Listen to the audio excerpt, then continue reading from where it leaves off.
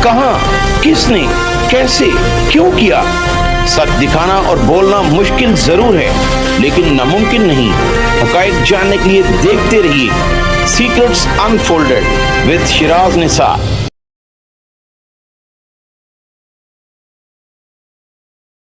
अस्सलाम वालेकुम नाज़रीन, मैं हूं आपका मेजबान शिराज निसार। मारूफ फिल्म स्टार नरगिस को एक बार फिर शदीद तशद्दुद का निशाना बनाया गया। उसके भाई ने 15 पर कॉल की।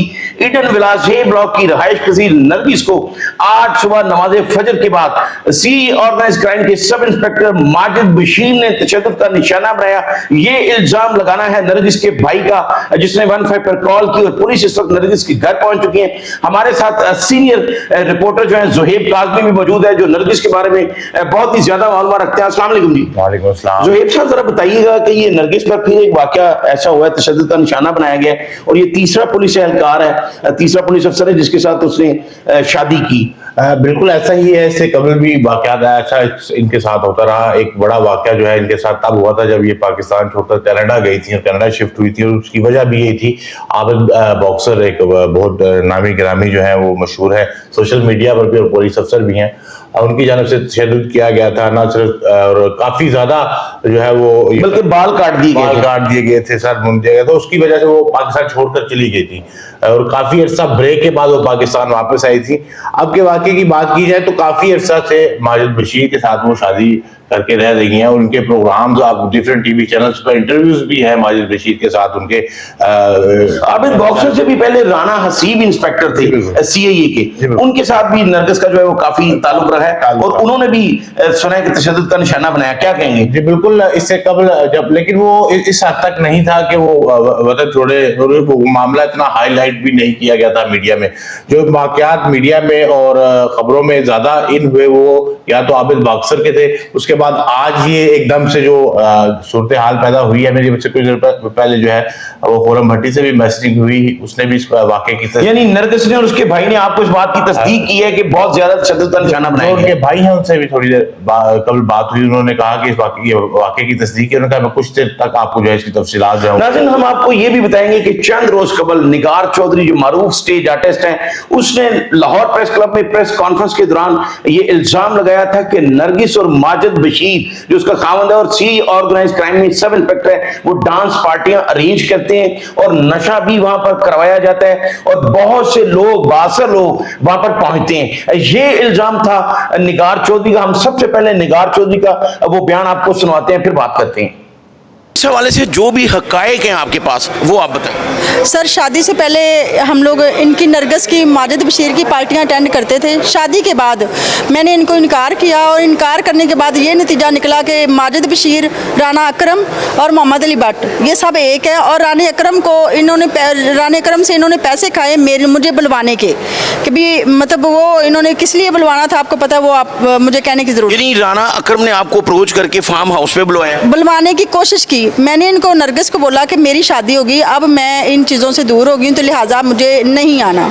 जब मैंने इनकार किया, कुछ टाइम गुजरा, कुछ चीज़ें मेरी गर्दिश कर रही थी इर्द गिर्द, लेकिन मैंने इग्नोर किया। मैंने कहा चलो एक होता है, मैं एक आर्टिस्ट हूँ, आर्टिस्ट के लिए ये सारी चीज़ें होती हैं। और अच्छा जी नहीं, आप जीजू को लेके आओ, फलाना करो। मुझे पता था हमारी जितनी भी नरगिस की तरफ फिल्म स्टार नरगिस, आप उसकी बात कर रही हैं कि वो इस तरह की पार्टियां अरेंज करती हैं और वही आपको अप्रोच कर रही थी कि आप आएँ। जी जी, वही मुझे अप्रोच कर रही थी वो। फिर जी आप लेके आए अपने हस्बैंड को। मैंने 2-4 लड़कियों का ऐसा भी हाल देखा था जो अपने हस्बैंड को और अपने बॉयफ्रेंड को लेके गई थी और उन्हीं से इन्होंने उनको टॉर्चर भी करवाया और उनसे नुकसान भी पहुंचाया। मैं अभी उनका नाम नहीं लेना चाहती।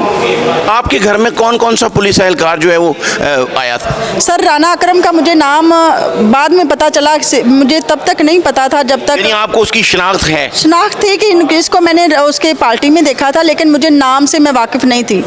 जब ये मेरे घर आया, मैंने इसको शिनाख्त में देखा कि ये बंदा तो मेरे घर आया था और इसका नाम राना अकरम है। फिर उसके बाद ये सारी चीज़ें, ये सारे सिनेरियो शुरू हो गए। फिर मुझे पता चला कि इसके पीछे मोहम्मद अली भट्ट भी है, इसके पीछे माजिद बशीर है जो ऑर्गेनाइज़र है, जो हम लड़कियों को भी बुलवाते हैं और जो इनके पुलिस वाले जो इन जैसे गंदे घटिया होते हैं जो उनको बुलवा के तो वहाँ पे पार्टियाँ भी करवाते हैं और वहाँ पे जो गंद होता है वो सब कुछ पता है। यानी आपके कहने का मकसद ये है कि नरगिस और पुलिस वाले मिलकर जो है इस तरह की पार्टियाँ अरेंज करते हैं? जी सर, जी सर। तो नाज़रीन, आपने देखी निगार चौधरी की वो वीडियो जिसमें उसने इल्जाम लगाया, बरमला उसने कहा कि नरगिस जो है वो डांस पार्टी अरेंज करके और माजिद बशीर उसके साथ मिलकर कई पुलिस अफसरान को भी वहां पर बुलवाता है। ये इल्जाम मेरा नहीं, निगार चौधरी का है। और आज उसका एक सबूत सामने आया, जिस तरह उसके भाई ने ये इल्जाम लगाया कि माजिद बशीर ने नशे में धुत होकर उसकी बहन को तशद्दुद का निशाना बनाया। डांस पार्टियों के हवाले से, जो इस तरह की पार्टियों में नशा किया जाता है, उस हवाले से ज़ुहैब काज़मी के बाद बहुत सी इंफॉर्मेशन उससे भी जानती है। जी देखिए शहनाज भाई, एक बात तो ये बहुत ज्यादा क्लियर है कि जो शोबिस की दुनिया है, इसको कहते हैं रंगीन दुनिया, और रंगीन दुनिया में ये पार्टीज, गैदरिंग, गेट टुगेदर, ये करना इनका एक जो है रूटीन है। आप कभी ऐसी पार्टी में गए हैं? कई दफा जो है वो बुलाया भी गया, गए भी, लेकिन डांस देखा आपने? कुछ नामुनासिब जो है वो माहौल में जो है वापस आना मजबूरी हो जाती है। लेकिन बात यह है कि ये पार्टीज आम है। अगर इल्जामात की बात की जाए तो नरगिस नहीं पे जो इल्जाम लगाए गए निगार की जाने से, निगार खुद भी जो है वो पार्टीज में जाती है। हाँ, ये बात उसने खुद भी कही कि मैं पहले जाती रही हूँ, लेकिन अब मैंने शादी कर लिया, लेकिन मुझे मजबूर किया जा रहा है। माजिद बशीर और नरगिस ही मुझे मजबूर कर रहे हैं कि उन पार्टियों में आए। ज़ुहैब, आपको पता होगा इससे पहले, क्योंकि आपके पास बहुत इंफॉर्मेशन है कि नादरा जो है वो मारूफ फिल्म स्टार, उसको कत्ल कर दिया गया, नैना को कत्ल कर दिया गया, मारवी को कत्ल कर दिया गया। तो मेरा आपसे ये एक सवाल है, आपके पास बहुत सी मालूमात है कि क्या ये जो औरतें हैं शोबिस की, इनको अपना घर बसाने का या इज्जत के साथ जिंदगी गुजारने का कोई हक नहीं है? देखिए आपको एक बात बताऊं, इज्जत देना हर कोई जो है वो चाहता है, लेकिन मसला यहाँ पे शुरू होता है जब शादी कर ली जाती है। जब मर्द शादी कर लेता है ना, तो वो गर्लफ्रेंड की जगह उसमें एक बीवी देखता है, लेकिन जब वो बीवी का प्रोटोकॉल उससे चाहता है तो वो गर्लफ्रेंड का प्रोटोकॉल दे देगी। लेकिन नरगिस ने तो शोबिस छोड़ दिया था।